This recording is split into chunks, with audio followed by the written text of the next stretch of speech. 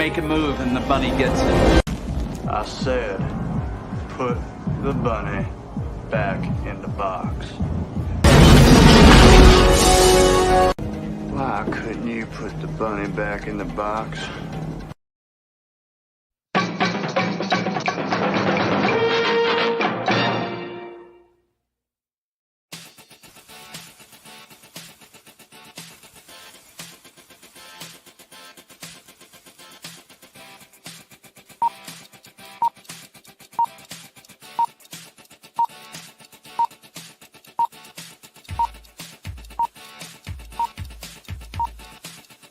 It's showtime.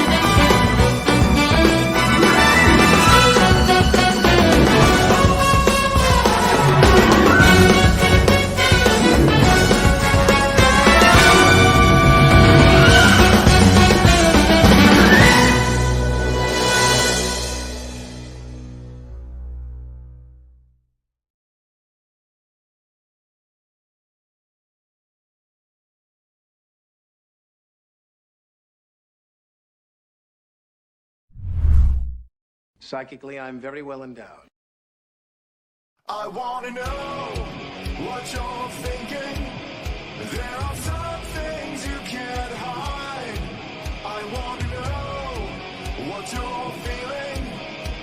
Tell me what's on your mind.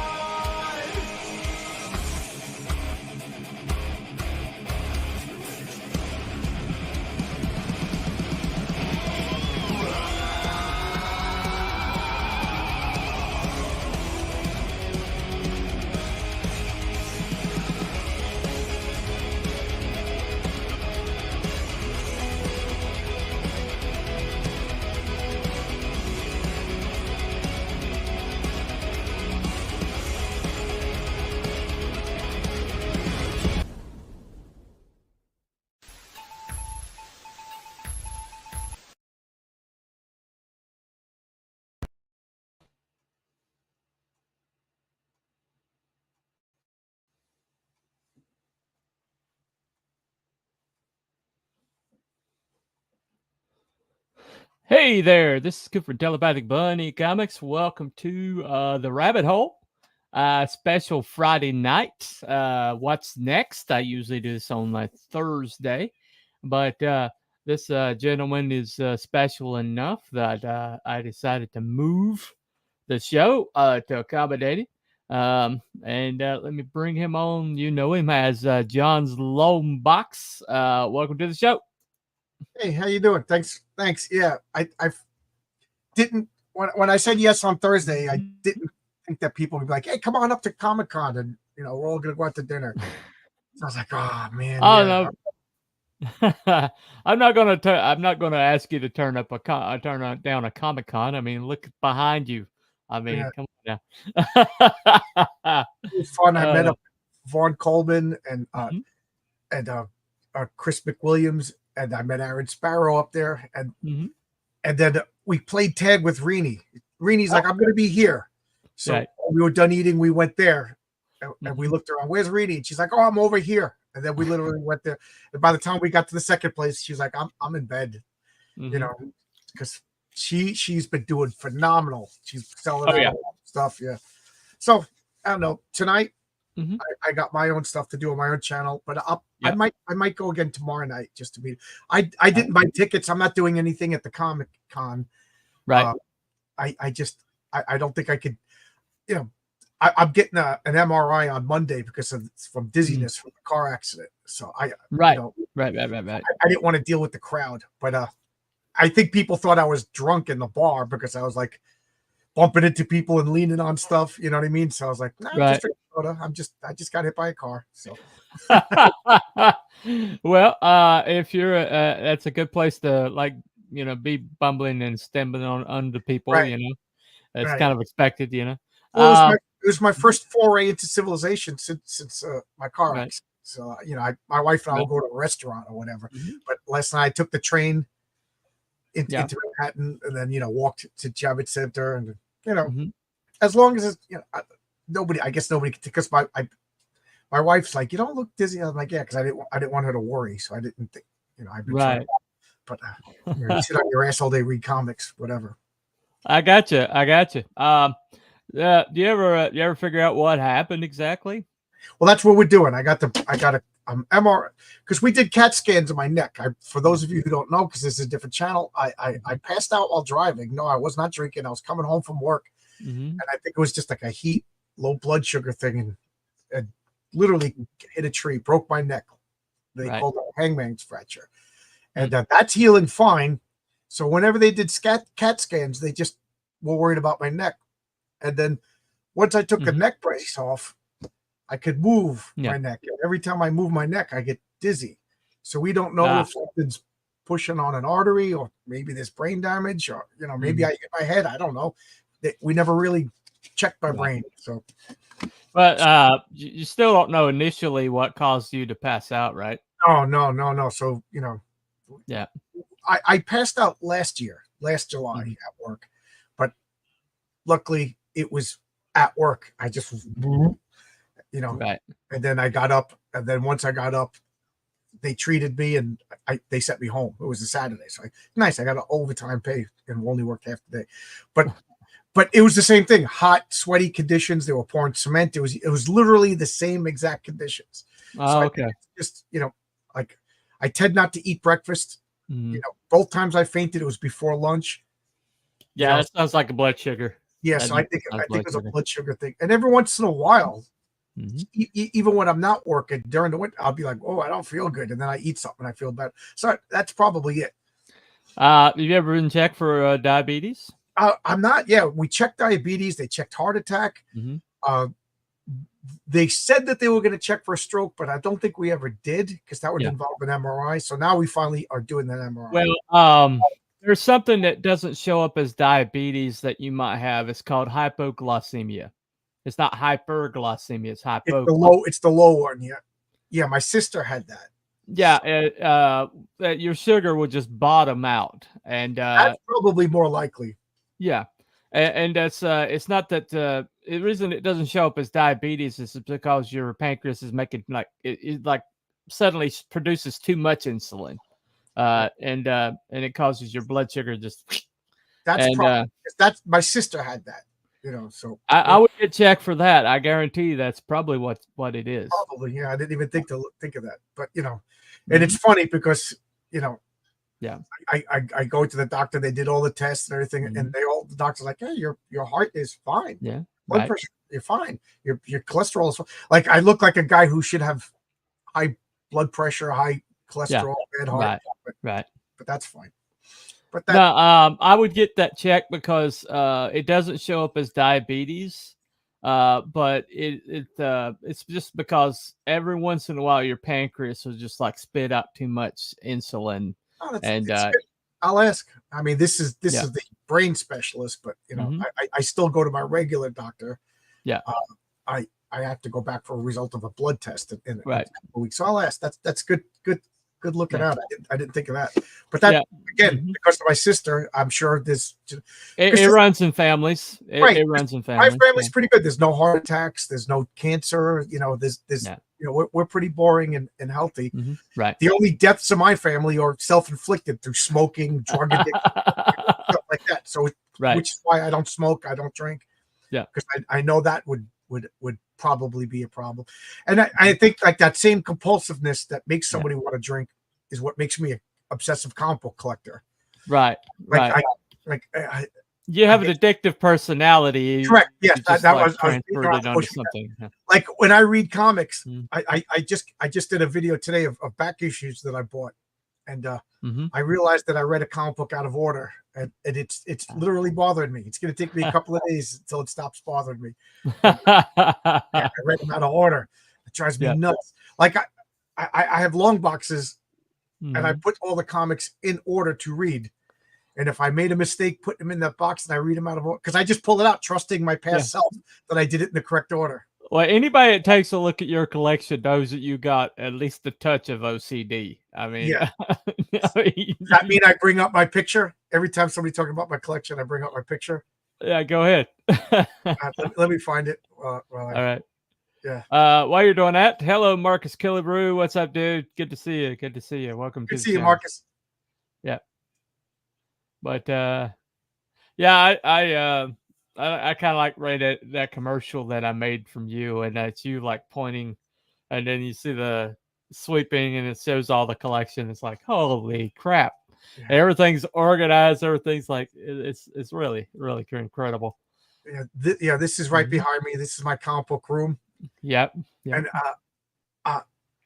it's 6 high, but you see how that there's wooden shelves and there's supports, so they're not leaning on top of each other. I got rid of the lids, and then, like crazy person I am, I stored all the lids in my garage. And then my brother was like, "Oh, nice fire hazard you have here in your garage," and that terrified me. So I got rid of all the lids, and now I'm thinking, if I retire and move, I guess I'm gonna have to wrap each box in cellophane, right? Because I got rid of the lids, because then I'll be obsessed with maybe a mover will take a comic. So there's always, when you're crazy, there's always something to worry about, right? Oh yeah. But I this is what I do. Like I got a rolling table, and I put my boxes on the rolling table and sort. I play music back there. I just love it. Well, that's why I call you the geek god, because I mean, you just got like. Plus, you use Thor imagery all the time, but Yeah. Well, Odin is my favorite fictional character. There's Odin, Captain Kirk are my two favorites. Ah, awesome. Yeah.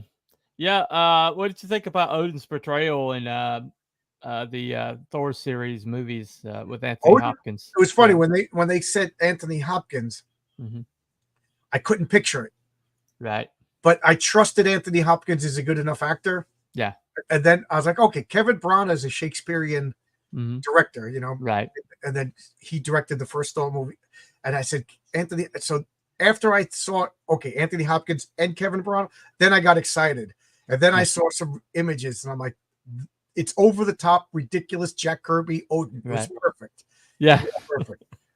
Yeah, they definitely went Jack Kirby with it. I was very impressed with it. It was funny because when they mentioned the Thor movie, I said to my wife, "This is going to be awful." I said, "There's no way they're going to make a movie that's true to Jack." I still say the first Thor movie, it was, not perfect, but it was one of the best. But they got the Destroyer right. Right, I mean, the Destroyer is perfect. Asgard right. They got Loki right.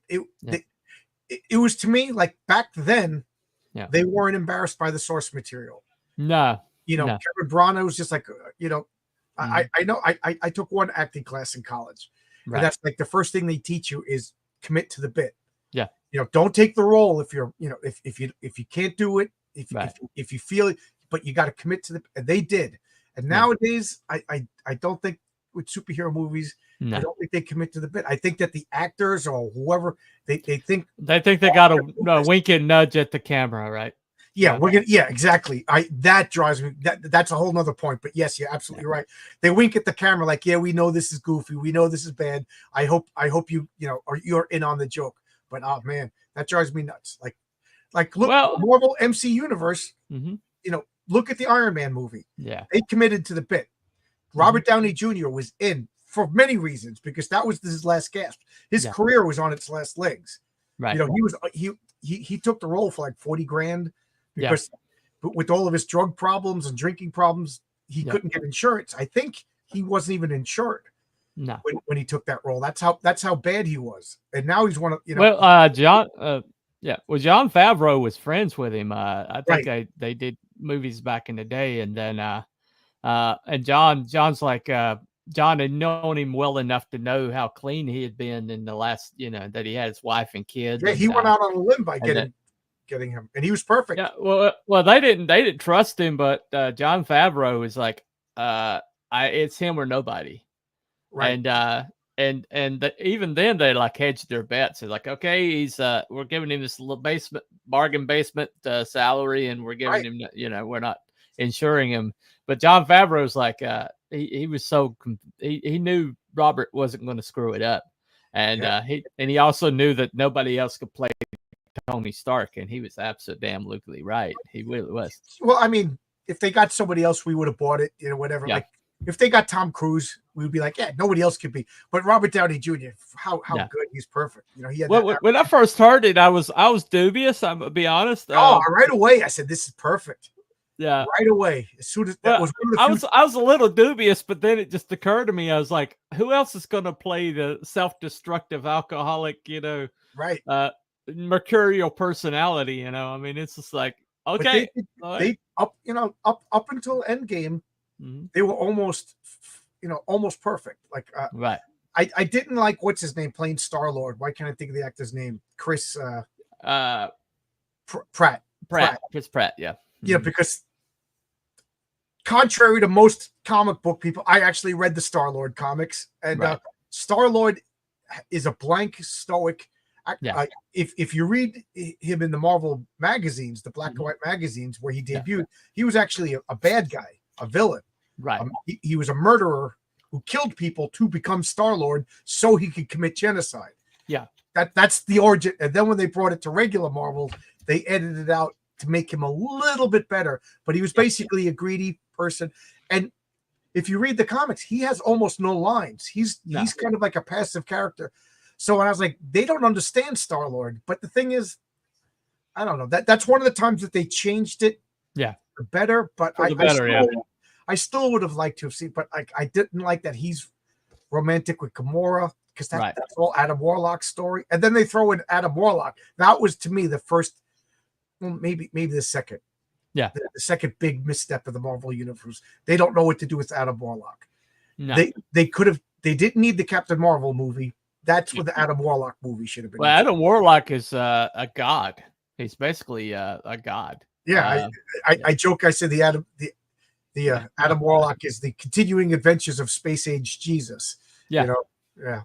But Adam Warlock, if you watch, Kelsey Shannon and I did a series where we read the Jim Starlin's Warlocks. Oh, I remember. I never watched it, but I've always been meaning to go back and watch that. Yeah, that's so good, so good. Well, I mean, they did get Thanos right. My videos, yeah, they did get Thanos right, though. Not really. No, you don't think the physical look at everything, but his plan. I'm gonna delay the universe for 30 years because that's how long it would take. If you kill off 50% of all the rabbits on the earth within 30 years, they're back. Yeah. You know what I mean? So they made Thanos. He had determined, scary guy, ultimate power, basically the power of God. And he did the stupidest thing in the world with them. They just made him an idiot. Yeah. Because I wonder if the comic book version of Thanos, just this serial killer obsessed with death and just wants to get death. I think that would have scared people. So did they tone it down, or did they think it was stupid? Because who are you guys to override Jim Starlin? Well, at the same time, though, it was interesting, the people that identify with Thanos, and it was really fascinating. I mean, there's literally and I people... say the same thing too. When they go, Thanos is right, I go, kill yourself then. Yeah, there you go. you burn your house down and kill yourself. Yeah, it was always like, well, we want to depopulate the earth, but it's like, we want start with yourself. Start with yourself, right? But it's like, no, we want other people to depopulate. It's like, well, wait a second now, and it's like, you don't understand. You're not part of the number. These things that you're espousing, these people that you're like following and that you think have your best interest at heart. You're not part of the calculation. You're not part of their calculation. When they say depopulate, they mean you. Right. You're the excess carbon they want to get rid of. You're the excess carbon they want to get rid of. Like I said, if I was Thanos and I really cared about this, then and I have the ultimate power of God, okay, all living creatures only breed once out of 30 attempts. You know what I mean? And then population just slows down, and then you have the power of God. Then you turn it back off. You tweak it. You know what I mean? Well, I mean, I can understand narratively why you would need a expressed goal for him, and you need something that could be reversible. And I mean, I understood the reasoning behind it. I do think the overall arc made sense. I mean, that's the reason why the first three phases still work, you know, for the most part. Well, they wanted to keep Thanos killing off half the population, right? But they changed why. And in the comic books, it's illogical. I mean, in the comic books, he just wants to knock boots with death. He's named after the god of death, and he's obsessed with death, and he's a serial killer. And you ain't gonna argue with him. There's no logic. He has no goodness, no redeeming qualities. No. There's nothing good about him. And you know, that would have been terrifying. You know? Well, yeah, it would have been. I do think that making the point that like even people that evil, doing horrible things like that, still think that they're the good guy. No, Thanos in the comics knows he's the good guy, and he's cool with it. Right. Yeah, yeah. He knows he's the bad guy, and he's cool with it. You know. Yeah, yeah, but I think it was an interesting take because. You know, it's like C.S. Lewis said that the scariest people are the ones that oppress you with for your own good because they're doing it with their own with the agreement with their own conscience. Right, and they'll never stop. They'll never stop. Right, and you know, I go back to that quote so many times when I see all the bad behavior we're seeing. You know, and these people think that they're the good guy, and it's like, how could you be a good guy and like espouse mass genocide? It's because they're doing it with the agreement of their own conscience. That's all the communists, you know. Che Guevara would kill little 14-year-old kids and still think he's the good guy. And then college kids who probably would be his first target today. Think he's but I mean, you look at the whole abortion arguments, you know. I mean, and the mental gymnastics you have to go through to be okay with some of the stuff that they're espousing. And it's just like, you know, I read on Twitter today that Thanos is going to be back for Secret Wars. Really? So I just responded to the MCU official Twitter. I was like, of course he is. Consequences don't matter. With the multiverse, do whatever you want. Right. You know, this is why your movies are failing. There's no tension. There's no consequences. There's no, you know. All right, so just bring back a good Wanda. This Wanda's messed up. Do away with her. Get a new Wanda. You know. And like another thing that just bothers me about the MCU is Bruce Banner has this time machine, right? That they created. Bruce Banner, we all saw Endgame. He sent everybody back in time exactly where they needed to go without mishap. They went here. They got so Bruce Banner could generate Infinity Gauntlets almost that well. Right. So why not? Why not just generate an Infinity Gauntlet? You know, Iron Man, you know, just turn into the Hulk.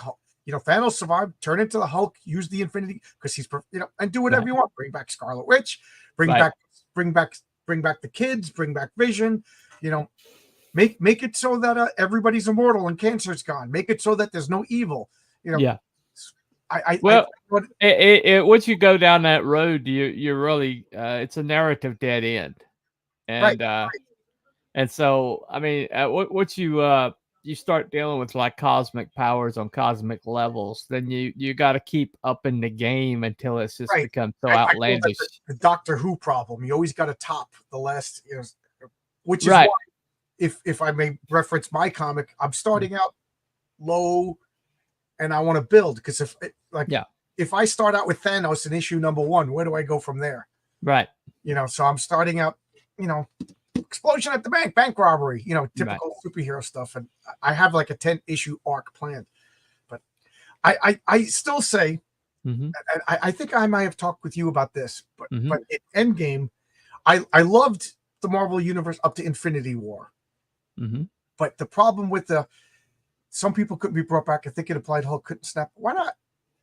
Why can't he? He has another hand. Thor could then Thor puts on the glove. Thor's a god. There you go. you know, it's you know what? So I don't know. Well, but here's what I would do. Go ahead. Up until Infinity War, I thought Marvel was almost flawless. Yeah. And then Endgame, it started out with the blip, and you know, people are all depressed, and I got no problem with that. So it's 5 years later, people are living with this. I would have had it. Gwyneth Paltrow, Pepper Potts is packing her bags with their baby, saying, "Tony, it's been 5 years. They're gone. You know, this is now. This is your daughter. This is happening. Your life is over." And he's just like, "I gotta. It's all my fault. I gotta. You know." And he's working on a time machine. For 5 years, he's working on. This is my rewrite. So she leaves. She leaves him. You know, goodbye, Tony. We had. You know, you got to move on. You got to live in the present. Right. And then Ant-Man shows up, and that gives him that creative juice or whatever, the MacGuffin to get the time machine working. And now they're getting the time machine working, and Scott Lang's like, "Your wife just left you." He goes, "Yeah, but if I get the time machine going, stop everything, you know, everything will be fixed. Everything you'll see, everything will be fixed." And then they go back in time, and the movie starts all over again. And now, like they're wrestling, and they, you know, remember that scene where they're just about to cut off Thanos?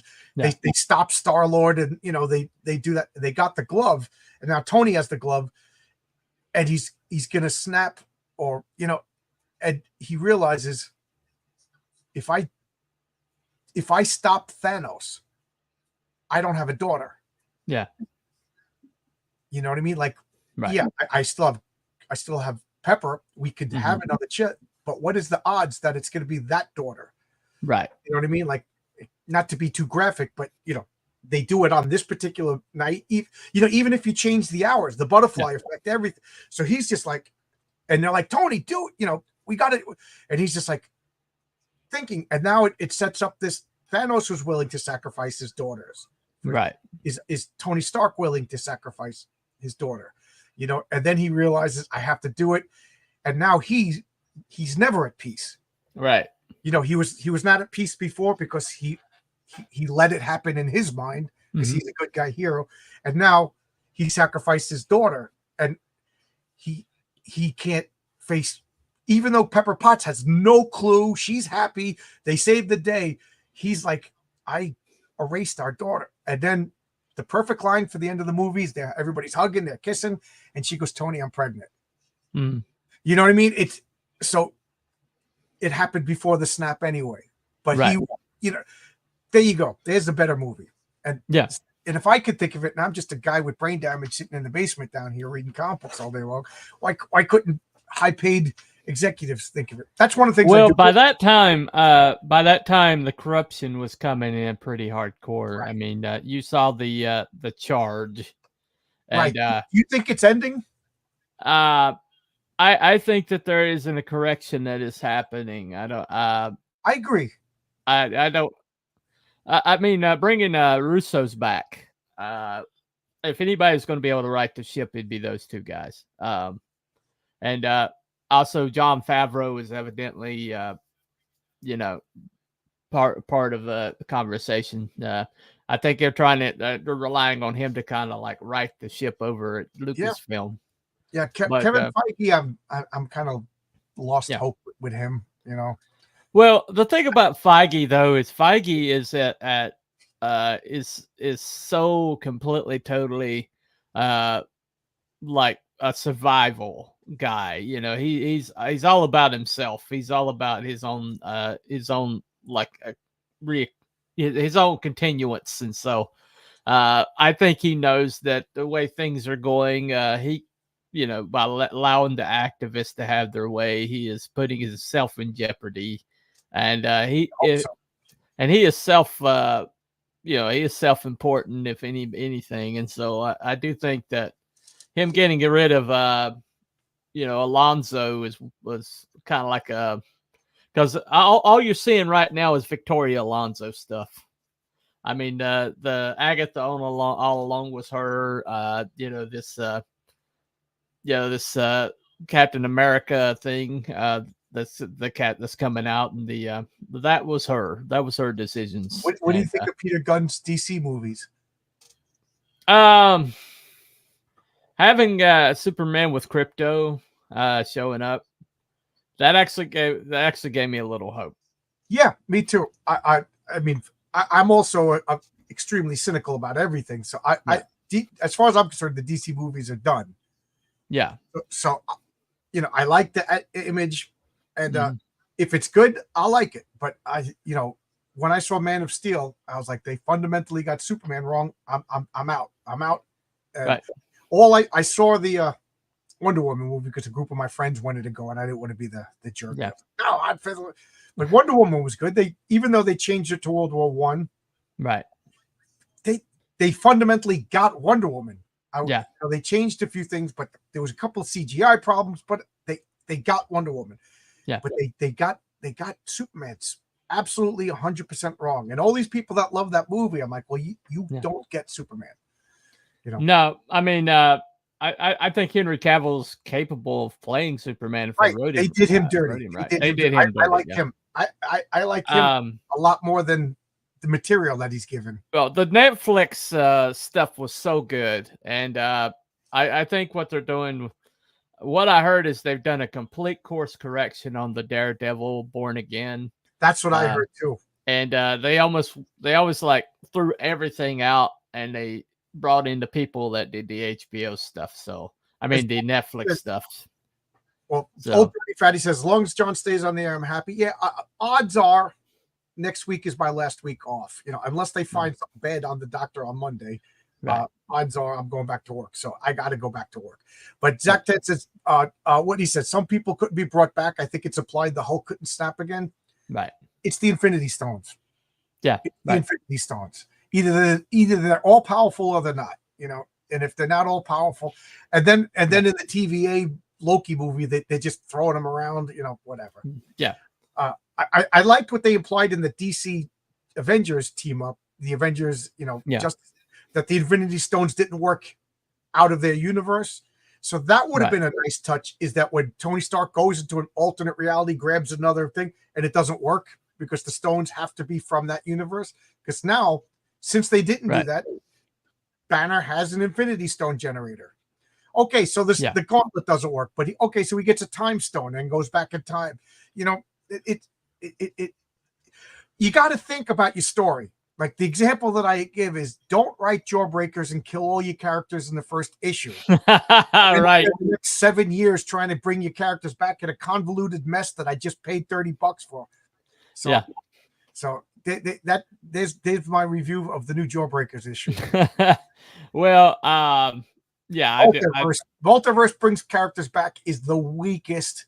Well, it's the thing people don't understand about like time travel or multiverse stuff is that and this was like created by DC back in the day because they'd written themselves into so many like dead ends that they literally had to reboot everything, and they came up with the whole multiverse thing. And it's been, but it was always a cop out. It was a cop out then. It was a cop. It's still. Well, what's funny is DC always had the multiverse. Earth 1, Earth 2. Right. And we got it. We understood it. It wasn't confusing. The only confusing thing was the editor. When they did a Crisis on an Infinite Earth. Crisis on Infinite Earth was wonderful, excellent. Everything about it was good, except it didn't do what it was supposed to do, which was to streamline DC.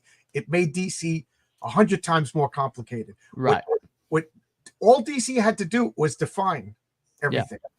Black Canary, was she from Earth 1 or Earth 2? Does anybody care? Green Arrow, was he from Earth 1? Nobody really cared. Just write a story that filled in as it was needed. Hey, are you Diana Lance or Laurel Lance? And then tell that, but whatever. Well, let me go ahead and read this right quick. For sure.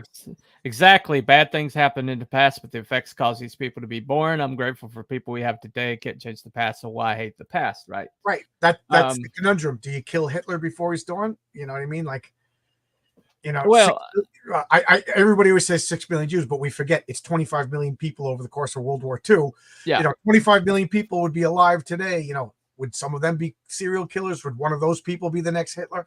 Well, but at the same time, if it wasn't him, when you see how far down the German people had been forced to go, and then and the militant nature of Germans in general, and the fact that there was his rivals. So one of his rivals would have been the Hitler, right? Well, I mean, the thing about it is all those people that Hitler had around him were already in Germany.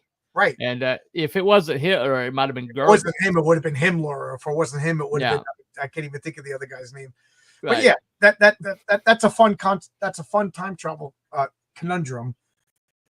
Well, when I deal with time travel, I mean, I've got a character in my world that basically he's kind of like para timeline. He's outside the timeline. What's his name?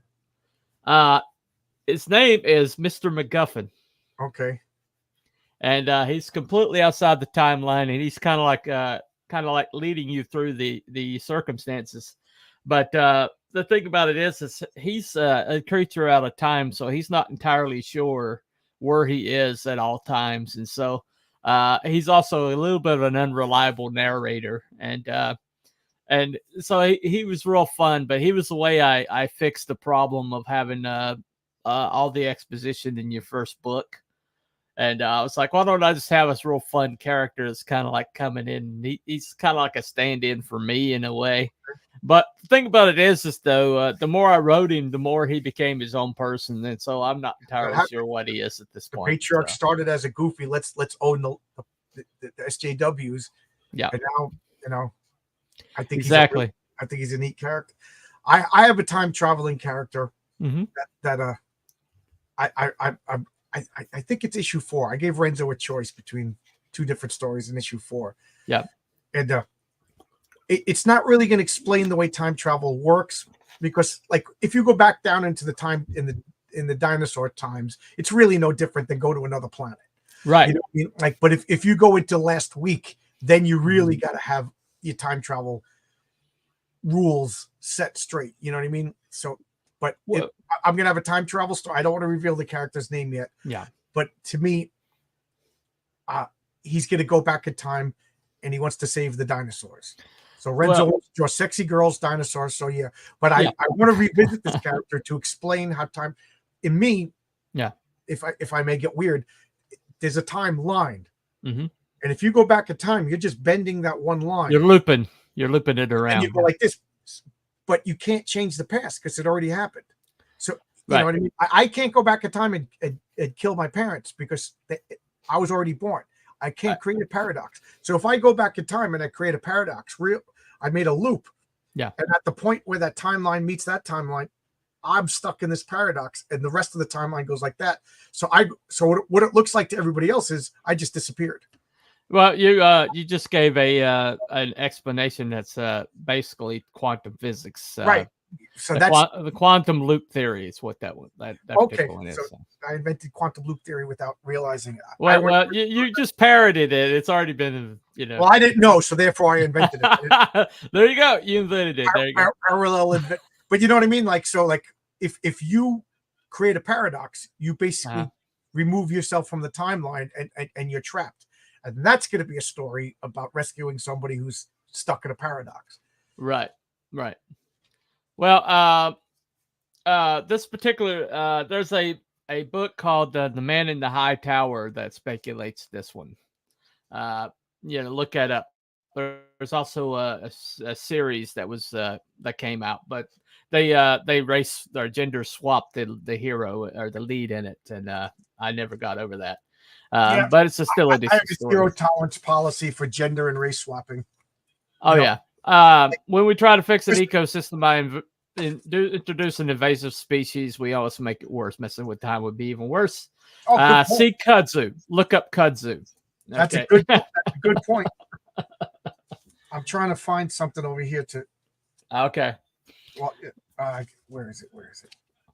Well, if you look at the biblical concept, there are individuals in the Bible that dwell outside of the timeline, or they see all time all at once. The angels are beings that dwell outside of time and space, and the Godhead being basically seeing all moments at once, past, present, and future, and I'm probably all possible futures and everything, and or Dr. Manhattan. There you go, Dr. Manhattan, which was like their version of God, basically, and you got somebody as dark and cold as Alan Moore trying to create a god. There you go. Yeah, but he wasn't God because he wasn't omniscient. Remember, he was surprised. Right. Right. Yeah, Ozymandias managed to fool him. So there you go. Well, yeah, Ozymandias fooled him and got him emotional and caused him to flee the earth. Yeah. Well, but then, at the end of it, it's implied that he's I think they implied that he went and created the DC universe. Oh, really? That he's like the god of the DC universe. I think that was like the whole entire Watchmen like thing that they created. But where is I don't know. Doomsday Clock? I didn't read that yet. The Jeff Johns Doomsday Clock. Yeah, the Doomsday Clock thing. I think it's implied that Dr. Manhattan created the universe that DC currently occupies. Oh, so he was the blue hand from Crisis on Infinite Earths. Yeah, that would be fun. That would be fun. Now I want to read Doomsday Clock. Yeah, I just haven't read it yet. I keep pointing over here because it's on my spinner rack. right. Yeah, that's what they implied. But when it comes to like heroic figures, you got Patriarch. I've got Colonel Ironsides, and the thing about those particular, like that particular hero type, which is like considered outmoded and then kind of like old school or whatever. But the thing about it is, though, is the reason why it persists is because there's something necessary.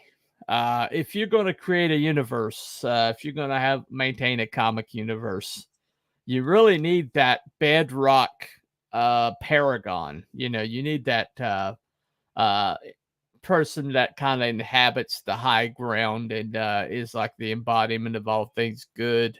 Yeah, and like Superman, right? And they did that in Kingdom Come, where Superman retired, and then all the younger superheroes became jerks and brats. Yeah. And Kingdom Come in a lot of ways is an inspiration for my comic, and I you don't know this yet because nobody read the comic really, but there is a bigger, more inspirational hero in the series that the Patriarch looks up to, and I'll be telling his story, I think, around issue 5. But right, but he's an old man now. Well, it's in my universe, Colonel Ironsides got retired basically, and because he had like a genuine desire to help us and protect his country, he gets talked into basically a desk job, and for 50 years he does this desk job, and until he figures out that he's basically been managed, and once he figures out that not only are they like shoving him off to the side and he's no longer having an impact, but he also figures out that they lied to him about him being powerless. They're not having powers anymore. And so this thing falls in his lap, this impossible situation. Here he is. He's mortal. He's older. And he knows that every time he uses his power, he's killing himself incrementally. And yet this falls in his lap, this impossible situation. And it's, and these people that need him rescuing that really aren't worth his time. And he jumps into it anyway. And you need that kind of heroism, that kind of like selflessness, that kind of bravery in the face of impossible odds. I've been listening to. You ever heard the Fat Electrician? No. Well, it's his channel, and he's a great storyteller, and he tells a story of like war stories, basically, like the heroes of old, people like Audie Murphy, people like that, and you hear these stories of these men and women and animals. He just And the stories that he tells about these people, they're ordinary people faced with extraordinary circumstances that do incredible, impossible things. You know, he told a story the other day about the Battle of the Bulge, and there's this group of men who were told, basically because of poor chain of command, were told to hold this ridge, and then they were completely, totally left with no orders except to hold that ridge. And so they held that ridge till the bitter end, and they got captured eventually. But they murdered the shit out of the Germans for, all the time until they got captured. And then later on, this guy, he thought he was a failure because he got taken as a POW, and his men were captured, and he's like, okay, I failed. And then years later, a book came out that kind of collected all the details around the bottom of the Battle of the Bulge, and he finds out that his small group of men holding the Germans back for that little bit of time managed to allow the Allies to get organized because the Germans just like attacked this small group or the small part of the line with all their forces, and because everybody for years and years were wondering why the Germans kind of like got delayed. Nobody was really sure, and why there's so many German casualties around this area. And because he went directly into POW, and he wasn't able to write an after incident report. And so he comes out and he's like, well, let me tell you what happened. Me and my men held that ridge, and because of that, it caused the Germans to, like a hiccup in the German plans, just long enough for the Allies to get themselves back organized. And he didn't realize it, but he basically saved the whole entire Ally front. Him and his men, dug into this one little small situation, doing the best that they could. And because he met kind of like afterwards, he was able to get his men the recognition they deserved. But he thought he failed, right? That's sad. But he just did the job. He just did the job that was in front of him, and they did it the best of their ability. And because of their heroic actions, they probably saved the whole entire battle. But he didn't know it.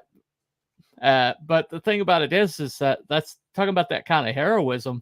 All he knew was him and I can't remember how many men it was. It was a ridiculous small amount of men. And suddenly they had all the Germans just were coming at them.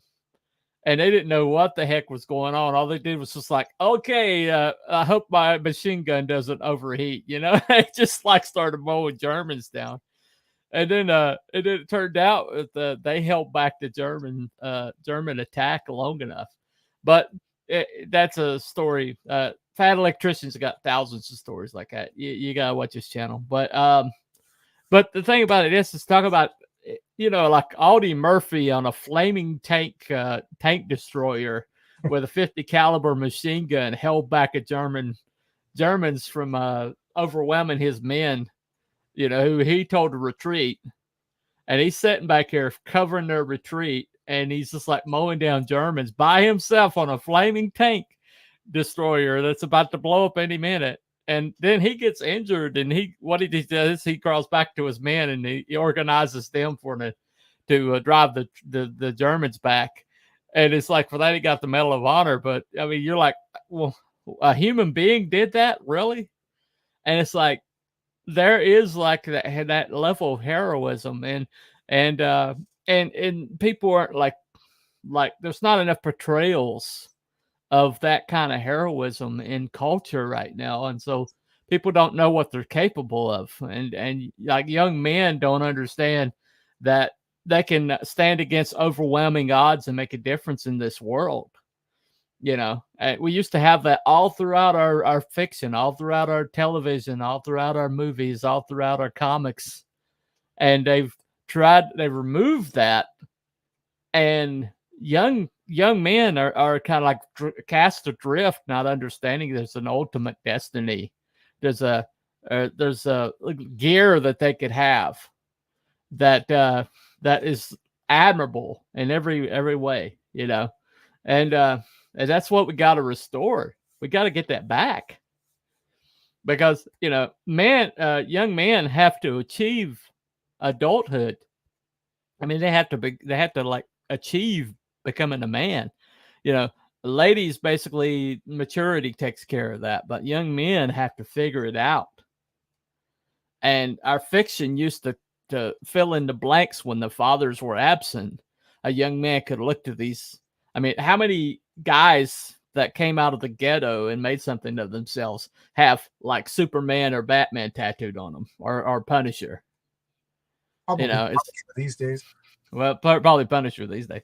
But, you know, that's what we're doing, is we're restoring that. It's a calling. I mean, what we're doing is not ephemeral at all. What we're doing is we're restoring hero fiction to the culture. True hero fiction, not whatever, you know, bastardized, crippled thing that they're shoving into pop culture right now. But I'm talking about true heroism.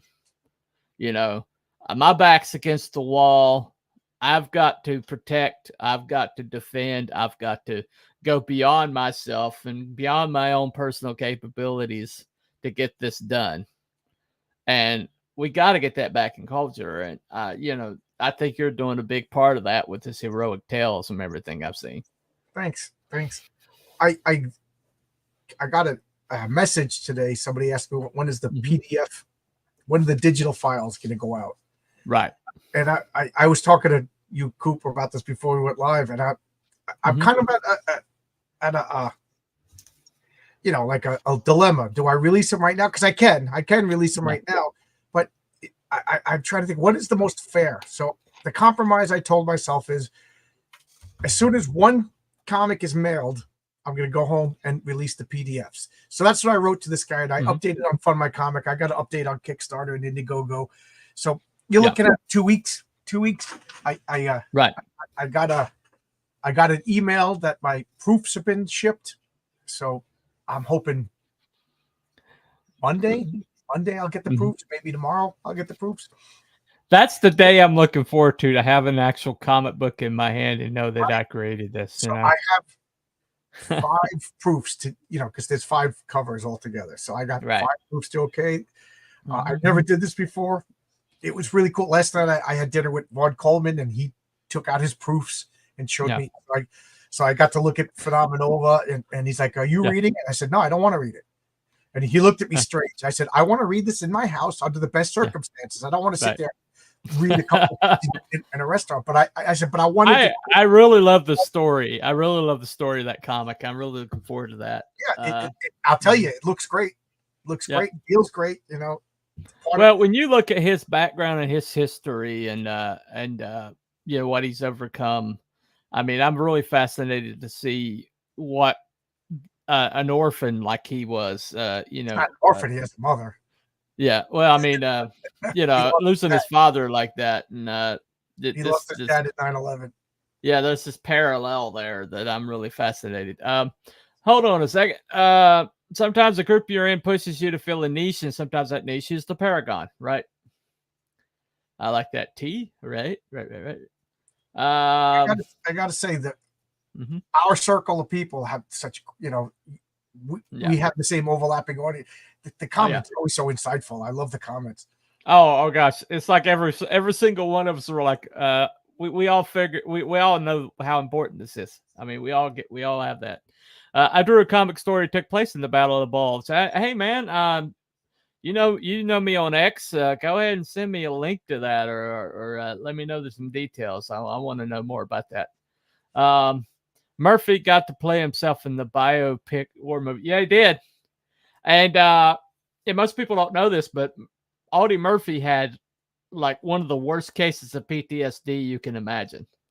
And so doing that movie, there was times in that movie where he literally had to sedate himself to get through it because he was back there, you know, but he did that movie because he wanted to honor, you know, his fellow soldiers and stuff. That, you know, like 150 years ago, they really didn't have the concept of zombies.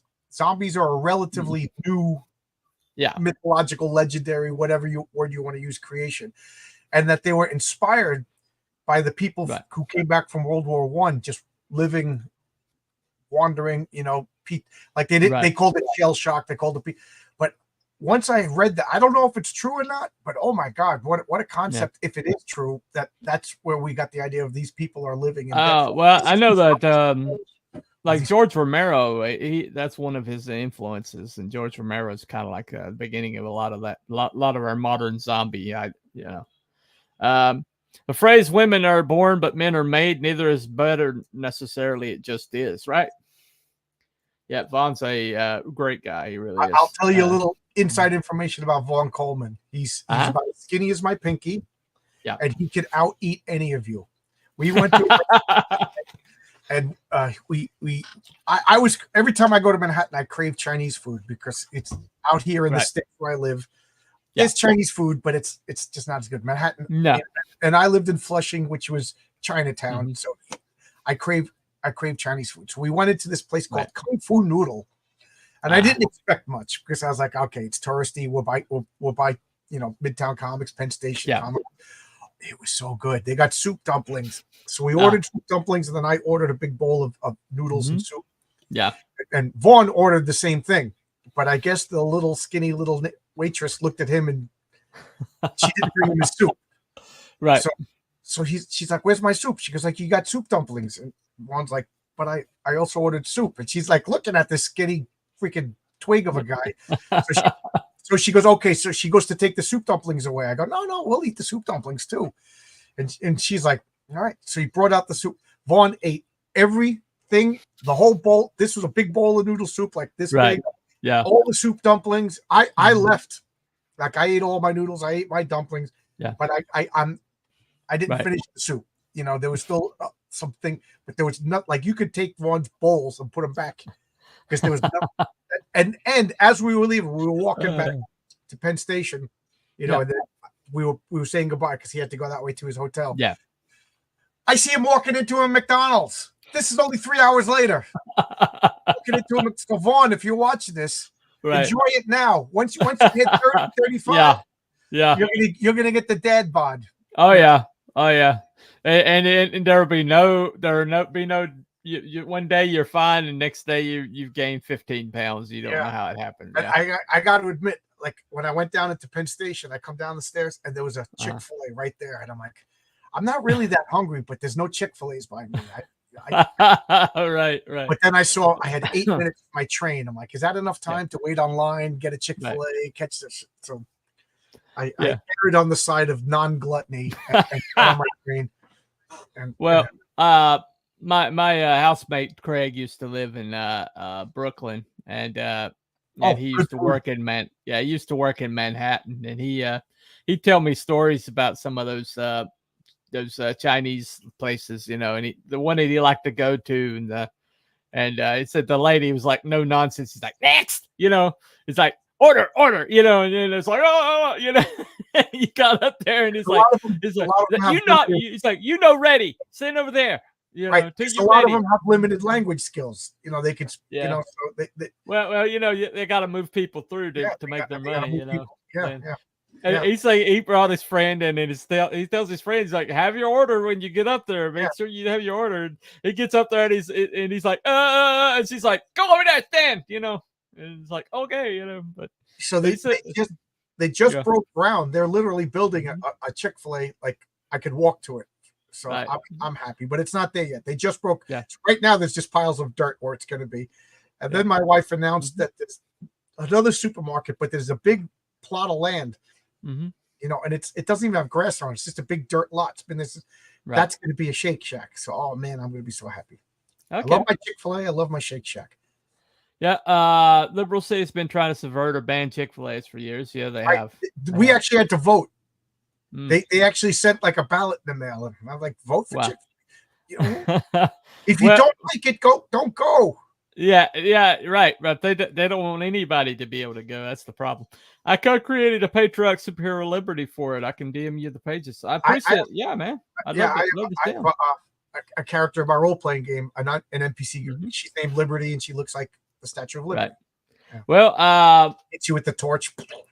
my guy, he actually, he's been basically protecting the country since its inception. You know, he was actually written into the Constitution by the founding fathers because he's the first one that showed up with powers, and they believed him to be immortal, so they kind of like made him, put him over power people, and so he's fought through several wars. One of my covers is of him at Iwo Jima, and he and the Freedom Five like raising the flag at Iwo Jima, you know, and so I just I love that idea of the patriotic hero out of time a little bit.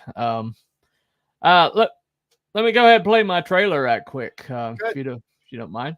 We'll play yours also, but this is my trailer for my guy. Let me see here. Where'd it go? I put it down somewhere. There it is. Here it is. Okay. Roar.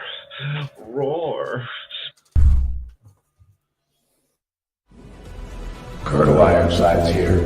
200 years I stood in the gap, fighting those who would harm my country. It was my honor, my sacred duty, so help me God. 9 times they took my life. 9 times I stood back up and made them pay. The freedom fighter and I could handle anything, but someone betrayed me. I was ambushed, made mortal, rendered powerless, and retired. They passed an amendment that made me a civilian before I left the hospital. For 50 years, I watched my country change. Lost its work while erasing me from history. The day I quit my job, I powered up and discovered they lied about that too. I'll remind them of freedom. I'll remind them of duty. I'll remind them of their oaths and who they serve. I'll remind them while I'm shoving it down their throats.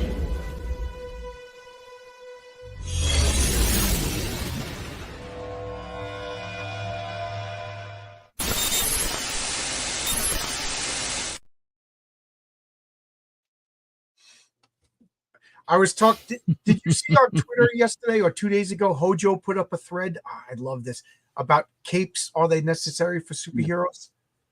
Oh, that was my favorite. I know he hates cape shit, so you know. But he said Superman, Doctor Doom, Spawn, and Batman are the only 4 that need capes. Everybody else is they just want to have them. And he goes, "Tell me about capes, but I don't want to hear they look cool." Yeah. And of course the first 30 posts are they look cool, But I just loved it. And we were talking about capes. And one of the things I said, Captain America would never wear a cape. Right. Because to me, I said a cape is a physical, like whether the writer realizes it or not. Yeah. And I was talking more metaphysical than like, steering or practical uses and stuff like that. I was just talking about the symbolism, because superheroes don't need costumes. They don't need code names. You could be Phil Moskowitz and go out and stop crime, but they don colors, they don costume. It's all subconscious symbolism. Yeah. I said the whole thing about capes is it's a declaration of authority. Mm-hmm. Like capes are old school, like Prussians and military and monarch. So Dr. Doom wears a green cape. I'm the military leader, dictator of a nation. This is my authority. Superman is the moral authority of all the superheroes, if you ask me. Batman, he puts on this black cape. I am the knight. I am a fundamental force of darkness and stealth. Well, there's a epic. Epicness that happens when you don a cape. That it's just. But you are like a gravitas, right? You're assuming a gravitas or whatever, and that's why I said Captain America would never wear a cape, because Captain America is. He considers him a soldier. Well, he's the individual, the individual freedom and individuality of the American citizen. I'm phrasing it wrong, but like the belief in personal individualism, and individual rights. That's the phrase, individual. And a person who believes in individual rights would wear a cape saying I am an authority, but he carries a shield.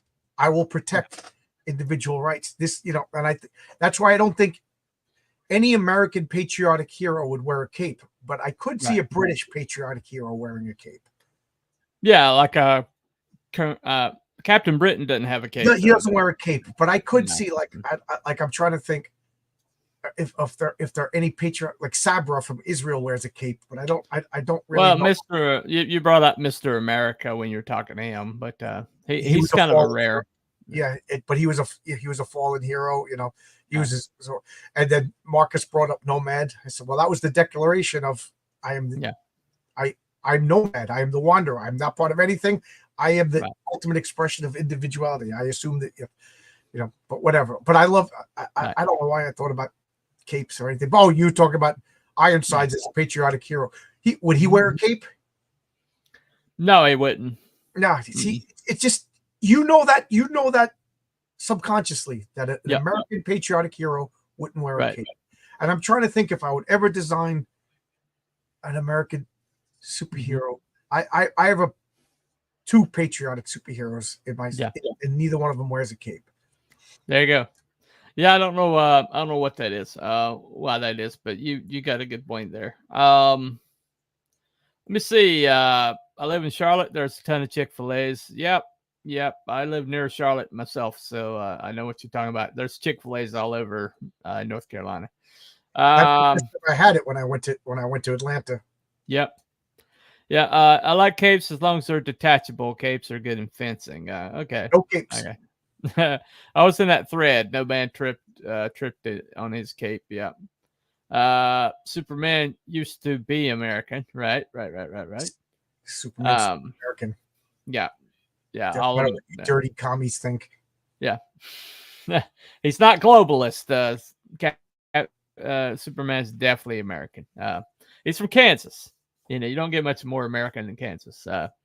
But so basically, you know, that's one thing about what I like about the looks of your comic is the fact that you are definitely attempting to restore something to the comic conversation that is sorely.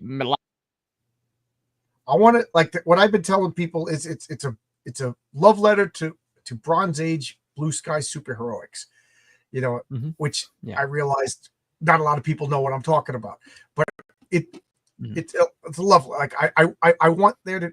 This was when superheroes were good. You picked up a Spider-Man comic. You knew Spider-Man was intrinsically on the side of good. He was a good guy. You know, he failed, but he failed because of, you know, obstacles or his human limitations. He didn't fail because he wanted to steal something or he wanted to steal somebody's girlfriend. The failing was all external. It wasn't internal. Right. He was a good guy. And even when he failed, it's because he wasn't good enough.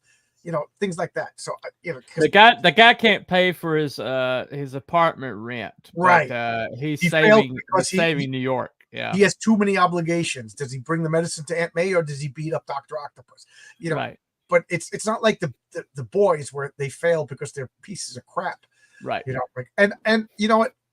I know people are gonna laugh, but like this comic right now is probably like I'm reading Graveyard Shift Omega Storm, John Mayer, and it's got some of the most detestable descriptions and stuff like. But I jumped off early. I jumped off early on that series. I'm enjoying it because first off, it's his own characters. He can do whatever he wants. Like, you know what I mean. Right. But I'm liking it because he's building up some other. He's making an interesting story. But like the boys, I read the comics. I appreciate that they're their own characters, but like I don't want Marvel and DC and Blue Sky heroes to be detestable. So like I'm walking on because there's a pretty detestable villain in my comic. You know what I mean? But but it's a villain. It's villain. But he's the bad guy. So like sometimes I'm waiting for somebody to be like, well, you got this guy doing this. Like, well, he's also the bad guy. He's a bad guy. The bad guy. Bad guys do bad stuff. Let's see. That's the thing that they try to make their bad guys sympathetic now, and it's like you know, it's that's part of the turning everything to gray. You know, if you bring your heroes down and your bad guys up to where nothing really matters anymore. Right. Do you remember not the latest Indiana Jones movie, the Indiana Jones, the Kingdom of the Crystal Skull? Yeah, I remember. Yeah, you remember they were told they had the government calling and taking Indiana Jones. They were calling him a commie. Yeah, you know, and they were showing that the government was bad and corrupt and everything like that. Mm-hmm. So why did I care if the Russians got the crystal skull or the Americans got the first 10 minutes of the movie? They told me the America was bad. Well, the guy that they had stand in for the what would have been a Sala character, he switched sides literally every few scenes. The guy switched sides. But you know what I mean? Like, and it was just like, okay, so you had the guy from Scrubs, you know, the janitor from Scrubs, yelling at Indiana Jones, called him, and we all know Indiana Jones is the good guy, right? So therefore, so they're showing us that the American government's clearly just as bad, and then the Russians. So who cares? Indiana Jones should have just taken the skull and smashed it, and nobody gets it. But they're trying to like make him be like a Joseph McCarthy stand-in, but McCarthy was right. Yeah, they don't like history has proven that McCarthy was freaking right. You know, there were communists. There were communists infiltrating. Yeah, you know, and look now, what happened. Now they're in charge. You know, look at that. Yeah, but I don't know. But what I want to do is I want to make my good guys are good. Now, I do think that once in a while a sympathetic villain ain't a bad thing to throw in. You know what I mean? Like, I'm trying to think who's a good sympathetic villain. Like, Deadpool. Deadpool started out villain. Yeah, Deadpool was never sympathetic to me. He takes money to kill people. Wow. He's a bad guy. I don't care what they do. There you go. Once you're a mercenary, you know, Punisher was started out villain. Right. Punisher was another one of those characters that is a complete like if they did a Crisis on Infinite Marvel Earths, they would redo, you know, because that he originally had the laser gun and he was a mercenary and he was hard. Right. You know what I mean? Like they, you know, like the original Ghost Rider, the original Hulk, Marvel didn't know what to do. It took a while for the pudding to coalesce into the character. Well, I mean, Magneto's done some hero shifts more than once, and then he's been detestable. So I mean, right. There you go. You know, I mean. But you Magneto, you always kind of understand where he's coming from, you know. Yeah, and, Magneto, he you know, he's got a pet, but he was never sympathetic to me because sympathetic here, like I don't know. Thank you. I mean, back when I used to argue with Norm Leinert about that, he's like Magneto was right, and I was like, no, he wasn't though, you know. But anyway, no, Magneto was always he started out as a conqueror, you know. Yeah. And you know, but I'm trying to think all right, Dr. Doom has a sad story. Yeah. Mother was killed as a witch, his father froze to death saving his life because of a corrupt, you know, monarchical system. Right. But he's a mass murdering tyrant, you know. There you go. You know, I'm sure Kim Il-jung was probably beaten as a little kid. U.S. agent John Walker, that'd be an example. Yeah, he's not. Is he a villain? Who knows? Well, he started out as a villain, but you know, eventually, you know, he's not all the way a hero, but you know, he's a lot more heroic. Like a villain gets redeemed and becomes good. Like, you know, we wouldn't have Hawkeye. Well, gooder. Anyway, cowboys didn't wear capes. Some knights did. It does impact our mythology. Yep. Agreed. Don't tug on Superman's cape. You don't spit into the wind. Nope. And don't mess around with Jim. Clean your room before you try to save the world. JP paraphrase. He ain't wrong. Yep. Tell me any of your characters in the villains commit microaggressions. Don't tell me. There's a big. It's funny because. Yeah. You know, after my little court with drama a couple of months ago, I went through my comic book and I was trying to prepare myself for the arguments that people who just are going to attack my comic no matter what they're going to say. Right. So I was like parrying SJWs about microaggressions and stuff like that. So that made me laugh. Yeah. I dislike false moral equivalency fallacy. You're not perfect, therefore all sides are equally bad. Right? I hate this argument all the time when they talk about capitalism and communism. And I just say, of course, capitalism isn't perfect, but imperfect capitalism is still better than imperfect communism because you're never going to get perfect communism. No. Like, you think capitalism isn't perfect, Yeah, But you but somehow but think it comic- raises but it actually raises people up. And, right. and, But and but actually here's the thing that these people are so stupid. We all admit capitalism isn't perfect, but you think communism will be perfect? right. No, you're going to get imperfect communism. There are aspects of capitalism that work, but there's nothing of communism that's ever worked. Yeah. Nothing. It's No. never worked. Anyway, you guys got no problem. Microaggressions worse than decapitation, right? Well, at the end of the day, though, I think one of the things that's very admirable, and I know you got to do your clobbering time tonight, so we'll wrap this up. But one thing that you and I, yeah, go ahead. I'll just show off some artwork because it's so good. I just can't keep it to myself. All right, let's check it out. This is going to be the one. Wow. Going forward for Heroic Tales, I joke on Richard C. Meyer. The guy is trying so hard to get me to hate him, but I'm a pretty loyal guy. I'm still a fan, still listen to him. But I learned from him. Don't kill off your characters and follow up your comic with the characters people like. So I was going to make a mistake if my second issue wasn't going to have the patriarch. It was going to be Mary Sue. And then I said, and then people were like, but I like the patriarch. People were drawing fan art of the patriarch. So I said, I'm stumbling right out of the gate. So going forward with Heroic Tales, it's always going to be the patriarch. He's the flagship character. 22 pages every issue of the patriarch. But I'm going to do a 15 to 20 page story of another character every issue because I got a lot of characters I want to tell. So you're going to flip the comic book over. There's going to be a patriarch cover. You flip the comic over. There's going to be a Mary Sue comic. So it's a flip book. This is the Renzo cover to Mary Sue. Oh, okay. That is really good. Tell me you couldn't see that on the newsstand with Oh, definitely. Oh, no doubt. That is so good. That is so good. I can't. I got to share this. I got to share that. Renzo draws the covers when he's finished because he wants to see everything and then take all. So he didn't finish the patriarch story yet, but the Mary Sue story is almost done. Well, Gil Kane, it looks a lot like Gil Kane. Oh, you think so? Yeah, Andy Smith's been showing a lot of Gil Kane covers lately, and I didn't realize how many covers I liked that were by Gil Kane. Yeah. Sometimes I'm like, I didn't realize that.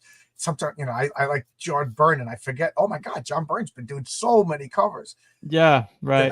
I didn't realize. But yeah, I love this. How can I don't know? Like, call me whatever names you want, insult me whatever you want. But dude, I'm up to 7 covers so far, and they're all excellent. Well, I've got 4 myself on my first comic, and one's a gatefold, so I'm not going to talk. Yep, that looks awesome.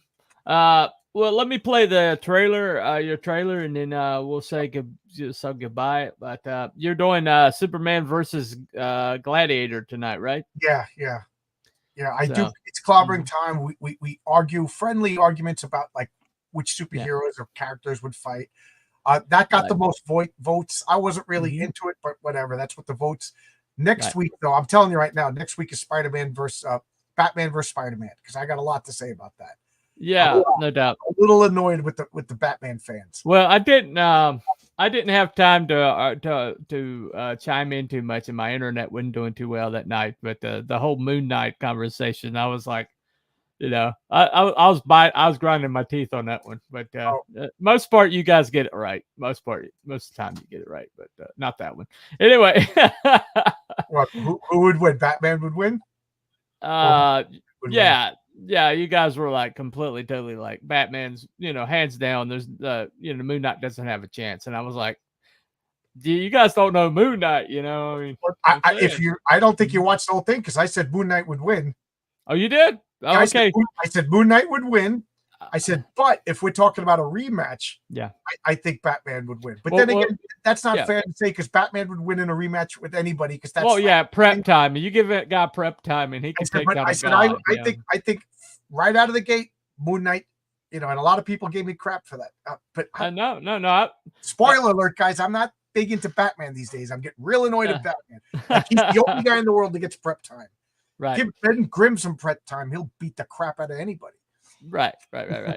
Well, Moon Knight's just so crazy. I mean, that's a superpower. I mean, the guy's nuts. The guy's nuts. And anyway, Xavier, the X-Men are imperfect, but they are trying to be peacemakers, while Magneto can be just as bad as the supremacists he hates them. Yep. Right. Magneto's a bad guy. Magneto's not sympathetic. He's a bad guy. And the Now, X-Men are bad guys because they override, like they captured Magneto when he was on trial and housed him, and then they took in Sabretooth, who's a serial killer cannibal, and housed him. We just want to be treated like everybody else, except when they get in the due process. Then we're going to interfere with the due process because we're better than that. You working on a trailer for issue 2 yet? Not yet.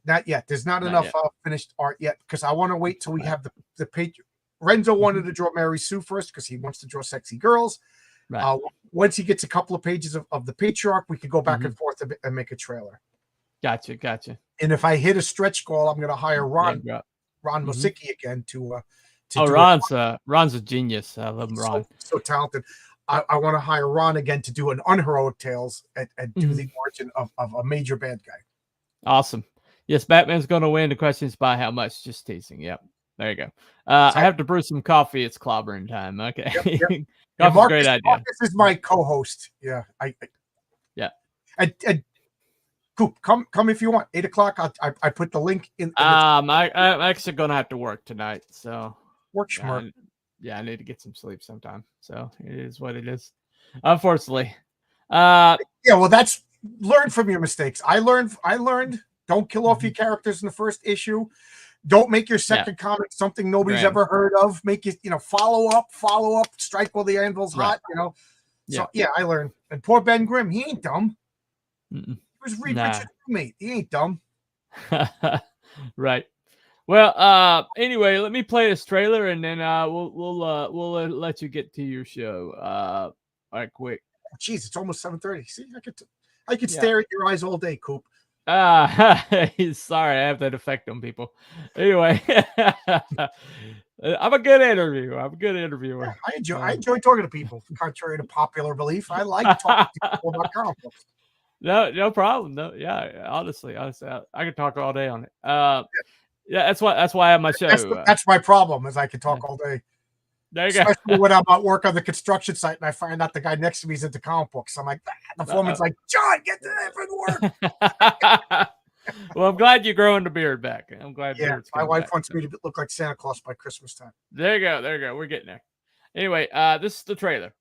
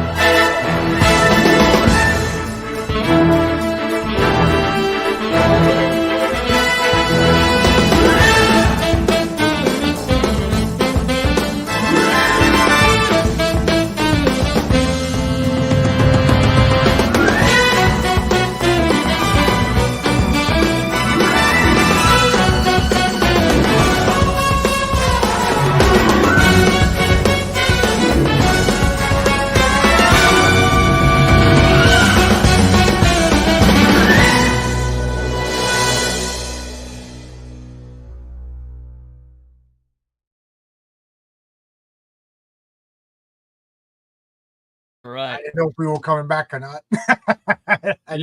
Sign off. All right. Well, anyway, thank you for coming, John. Check out John's Longbox. The channel is in the description. Check out his campaign. I've got Indiegogo is pinned. It only has 10 people backing right now, but the Fund My Comic is doing really great. It's also further up. You just have to scroll up a little bit, but it's also in the description. And so check those things out. I highly recommend this comic just because of the source material or the source person writing it. So I know it's going to be, it's already in production. I got extras because I would like to make a bundle deal for issue 2. So if you back on Indiegogo, you could probably get the comic before the campaign even closes. How many crowdfunders can say that? Yeah, honestly. Yeah. But anyways, that's been Coop for Telepathic Bunny Comics. Got a couple last comments here. Let me bring them up right quick. At 8 o'clock on my channel, come and talk stupid comic book violence, Superman versus Gladiator. It'll be great. Yeah. Comic shop nonsense. So yeah. much fun. Right. Anyway, are you going to South Carolina Con Junior T? I don't know. It just depends on my schedule, but doesn't look like it though. But I'll check into that. I've got a con buddy that likes to go to cons with me, so we'll see what she's doing. Anyway, that's been cool for Telepathic Bunny Comics. Follow the White Rabbit. We will see you next time. Bye, everybody.